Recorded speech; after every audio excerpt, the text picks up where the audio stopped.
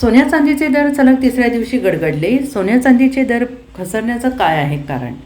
भारतीय सराफा बाजारात 9 जून 2026 रोजी सोने आणि चांदीच्या किमतीमध्ये सलग तिसऱ्या दिवशी घसरण नोंदवली गेली आहे. जागतिक बाजारातील घडामोडी आणि गुंतवणूकदारांच्या बदलत्या भूमिकेमुळे सोने सुमारे 1000 रुपये प्रति 10 ग्रॅमने स्वस्त झालेले असून चांदीच्या दरात 500 ते 1000 रुपये प्रति किलोपर्यंत घट झालेली आहे.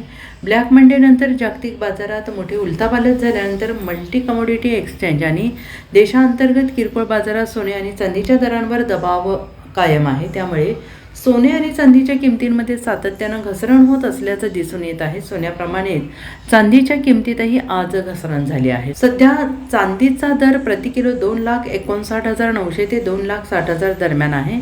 किरकोळ बाजारात 10 ग्रॅम चांदीचा दर 260 ते 270 दरम्यान व्यवहारात आहे. अमेरिकेच्या मध्यस्थीनंतर इराण आणि इस्रायल यांनी सध्या हवाई हल्ले थांबवल्याची माहिती समोर आलेली आहे. युद्धाचा धोका कमी झाल्याने गुंतवणूकदारांनी सुरक्षित गुंतवणूक मानल्या जाणाऱ्या सोने आणि चांदीमधून पैसे काढण्यास सुरुवात केलेली आहे. याचा परिणाम दरांवर झाला आहे. अमेरिकेच्या 1 वर्षाच्या ट्रेझरी बॉन्डचे उत्पन्न गेल्या 2 आठवड्यातील उच्चांकावर पोहोचलं आहे. बॉन्डवरील परतावा वाढल्यामुळे व्याज न देणाऱ्या सोन्याकडे गुंतवणूकदारांचा कल कमी होतो आहे.